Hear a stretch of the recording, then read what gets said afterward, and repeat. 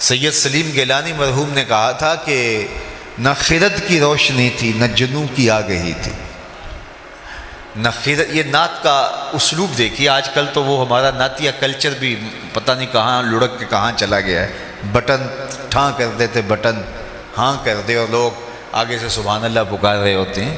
لیکن ذرا نعت کا یہ شعر دیکھیے، نہ خرد کی روشنی تھی نہ جنوں کی آگہی تھی، نہ خرد کی روشنی تھی نہ جنوں کی آگہی تھی، تیری رہبری سے پہلے یہ جہاں جہاں نہیں تھا، تیری رہبری سے پہلے یہ جہاں جہاں نہیں تھا، تیرے آستاں سے پہلے کوئی آستاں نہیں تھا، میں وہ زمین تھی جس کا کوئی آسمان نہیں تھا. تو زندگی کا سارا جمال، زندگی کی ساری روشنیاں اور زندگی کے سارے اجالے اس دہلیز سے نصیب ہوتے ہیں. تو انسان کو شعور اپنی ذات کا بھی ملا تو اس در سے، اس دہلیز سے، اس چوکھٹ سے نصیب ہوا، ورنہ آج بھی یہ دھکے کھا رہا ہوتا. اور شعور ذات الہی، توحید کا تعقل آج مجھے اور آپ کو نصیب ہے تو اسی دہلیز سے ملا ہے، ورنہ انسان تو محسوسات کا عادی ہو گیا تھا. اقبال نے کہا تھا خو گرے پیکرے محسوس تھی انسان کی نظر، شکوے میں خو گرے پیکرے محسوس تھی انسان کی نظر، بن دیکھے خدا کو پھر کوئی مانتا کیوں کر. انسان تو عادی تھا کہ وہ دیکھ کر کے چیزوں کو جن کو محسوس کرتا تھا، مبصر چیزیں تھیں، ان کو مانتا تھا. باقی قوم موسیٰ نے دو ٹوک نہیں کہا لن نؤمن لک حتی نری اللہ جہرا، ہم تمہیں نہیں مانیں گے جب تک اللہ کو کھلی آنکھوں سے نہیں دیکھیں. لیکن یہ حضور کے غلاموں نے نہیں کہا کہ ہم اللہ کو دیکھیں گے تو مانیں گے، کہا تجھے دیکھ لیا اسے دیکھ لیا. حضور آئینہ جمال خدا ہیں. من رآنی فقد رآ الحق، جس نے مجھے دیکھا اس نے اللہ کو دیکھ لیا. تو ایک ایسی ذات پر اتنا پختہ یقین اور اس قدر تیقن کہ گرمیوں کے سخت روزے اور زبان کانٹا بنی حل خشک ہے اور 8 سال کے بچے نے روزہ رکھ لیا اور ماں اس کو سمجھا رہی ہے کہ بیٹے یہ ٹھنڈا مشروب ہے پی لیجئے، کوئی نہیں دیکھ رہا. تو وہ بچہ بھی کہہ رہا ہے ماں اللہ دیکھ رہا ہے. ایک ایسی ذات پر اتنا پختہ یقین کیسے ہو گیا جس کو دیکھا نہیں ہے، جو سوچا نہیں جا سکتا، جو سمجھا نہیں جا سکتا، جو خیال اور فہم و ادراک کی حدود سے ورا ہے. وہ اکبر الہ آبادی نے کہا تھا تو دل میں تو آتا ہے سمجھ میں نہیں آتا، میں جان گیا بس تیری پہچان یہی ہے. سوچنے بیٹھے تو سوچا نہ جا سکے، تولنے بیٹھے تو تولا نہ جا سکے، سمجھنے بیٹھے تو عقل بے بس ہے، خیالوں کی حدود سے وہ ورا ہے. تو کیسے مانے؟ نہ جوہر ہے نہ عرض ہے، تو کیسے اس کو تسلیم کرے؟ اتنا پختہ یقین ہوا کیسے؟ تو میں تمہیں ایک کہانی سناؤں. سوا نامی ایک شخص جا رہا تھا، اس کے ہاتھ میں گھوڑا تھا.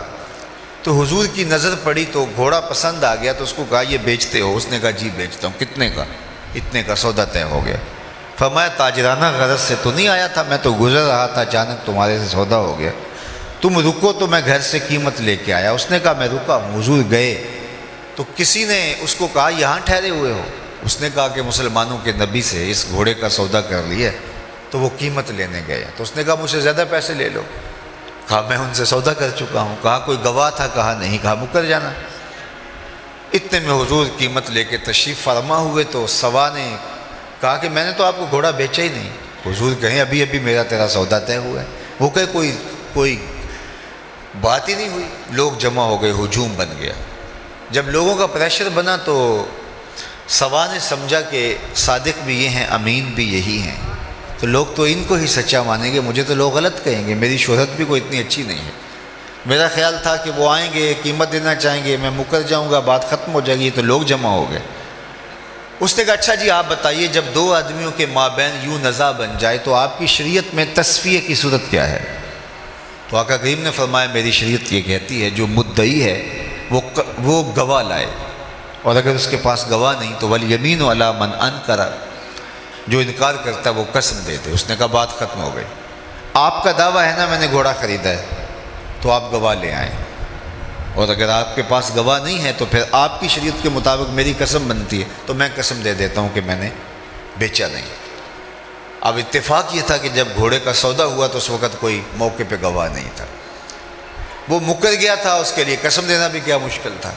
اس نے کہا جی ٹھیک ہے، آپ کی شریعت کے مطابق ہی فیصلہ طے ہوا، اگر آپ نے گھوڑا خریدا تو گواہ لائیے، نہیں تو مجھ سے قسم لے لیجئے۔ مجمع میں موجود حضرت خزیمہ بن ثابت انصاری رضی اللہ تعالیٰ عنہ آگے بڑھے، سینے پہ ہاتھ رکھا اور سوا سے مخاطبت کرتے ہوئے کہا گواہی مانگتا ہے، میں گواہی دیتا ہوں، اللہ کے رسول نے تم سے گھوڑا خریدا ہے اور جتنی قیمت میں بتا رہے اتنے میں سودا ہوا ہے۔ اب وہ مفت تو دے نہیں رہا تھا، اس نے باقاعدہ اپنی مرضی کی قیمت سے طے کیا تھا، بس زیادہ پیسوں کے لالچ میں آ گیا تھا اور مکر گیا۔ اس نے راستہ نکلنے کا پا لیا، کہا جی ٹھیک ہے میرا مطالبہ پورا ہو گیا۔ اس نے گھوڑا دیا، حضور نے قیمت دی، لوگ ہٹنے لگے، مجمع چھٹنے لگا، تو حضور نے حضرت خزیمہ کو قریب بلایا، کہا گھوڑا بھی مل گیا، بات بھی سچی، لیکن تم نے گواہی کیسے دی؟ تم تو موقع پہ تھے ہی نہیں۔ تو سنو جو حضرت خزیمہ بن ثابت انصاری نے کہا، آپ کے سینے میں ٹھنڈ پڑ جائے گی، میں تقریر یہیں بھی چھوڑ دوں تو آپ ناراض نہیں ہوں گے، اتنی خوبصورت بات ہے۔ تو حضرت خزیمہ بن ثابت انصاری رضی اللہ تعالی عنہ کو فرمایا تم نے کیسے گواہی دی؟ تم تو موقع پہ موجود ہی نہیں تھے۔ تو حضرت خزیمہ بن ثابت بولے حضور گھوڑا کیا ہے، آپ کے کہنے پہ ہم نے رب کی گواہی دے دی، رب کو دیکھا تھا آپ نے کہا نا، جنت اور دوزخ کی گواہی دے دی آپ نے کہا تھا، تو گھوڑا بھی آپ ہی کہہ رہے تھے۔ تو حضور نے حضرت خزیمہ بن ثابت انصاری کا ہاتھ پکڑا اور فضا میں بلند کیا، کہا جانے والوں ٹھہر جاؤ، رک جاؤ، کسی عدالت کچہری میں گواہوں کی ضرورت ہو تو میری شریعت 2 گواہ مانگتی، لیکن جہاں میرا خزیمہ ہوگا ایک کی گواہی 2 کے قائم مقام ہوگا۔ میرے امام بولے فیض پہنچا اے رضا احمد پاک کا، فیض پہنچا اے رضا احمد پاک کا، ورنہ ہم کیا جانتے خدا کون ہے، جو عقل و خرد کی حدود سے ورا ہے، تو اس پر یقین کیسے نصیب ہوا؟ یقین مصطفیٰ جان رحمت کی چوکھٹ سے نصیب ہوا۔ تو ساری زندگی ہم اس کا شکر ادا کرتے رہیں تو حق شکر ادا نہ ہو پائے کہ آقا کریم علیہ السلام کی وجہ سے ہمیں شعور ذات بھی ملا اور شعور ذات الہی بھی نصیب ہوا، ہمیں توحید کا تعقل اور نور اور ایمان اور تیقن اور یقین بھی نصیب ہوا، اور ہمیں اپنے من سے بھی آشنائی ملی۔ اور اگر یہ دولت نہ ملتی تو آج بھی ہماری پیشانی کسی بت کے آگے رسوا ہو رہی ہوتی، ہم کسی پتھر کو اپنا معبود مان رہے ہوتے۔ ایک شخص اسلام لانے کے بعد جاہلیت کی کہانی چھیڑ کے بیٹھ جاتا ہے اور کہا کہ جب میں اسلام نہیں لایا تھا تو اس دور کی 2 باتیں ہیں، ایک یاد آتی ہے تو ہنسی نہیں رکتی، ایک بات یاد آتی ہے تو آنسو نہیں تھمتے۔ کہا وہ 2 باتیں کون سی ہے؟ کہا وہ بات جو یاد آئے تو ہنسی نہیں رکتی وہ یہ ہے کہ میں نے ایک سفر پہ جانا تھا، سامان باندھا تو اس میں سفری معبود بھی رکھ لیا، لیکن سامان کافی بوجھل ہو گیا، تو میں نے کہا میں تو اپنے معبود کے بوجھ تلے دب کے مر جاؤں گا، تو میں نے وہ پتھر کا خدا نکال کر کے ایک طرف رکھ دیا اور ایک آٹا گوندھ کر کے چھوٹا سا معبود تیار کر لیا، اس کو دھوپ میں رکھ کے خشک بھی کر لیا اور اپنے سامان میں رکھ لیا، راستے میں پوجا پاٹ بھی چلتی رہی۔ توشہ سفر اندازہ سفر کے مطابق تھا، لیکن سفر کو 1-2 دن اوپر چلا گیا تو توشہ ختم ہو گیا۔ جب توشہ ختم ہو گیا تو پہلے تو میں نے گوارا کیا، لیکن جب انتڑیوں میں بل پڑنے لگے تو مجبور ہو کر کے میں نے سامان سے وہ آٹے کے بنے ہوئے معبود کو نکالا اور پتھر پہ رکھ کے کوٹا، پھر اس میں پانی ڈالا، پھر اس کو گوندا، پھر اس کی روٹی پکائی اور کھاتے ہوئے کہا میرے خدا اب کام نہیں آئے گا تو کب آئے گا، اب تو بھوک سے میری جان بھی نکل رہی ہے۔ آج اس معبود باطل کی بے بسی یاد آتی ہے تو میری ہنسی نہیں رکتی۔ کیسا معبود تھا کہ جو اپنے پجاری سے اپنا تشخص بھی نہ بچا سکتا تھا۔ اور ایک وہ بات جو مجھے یاد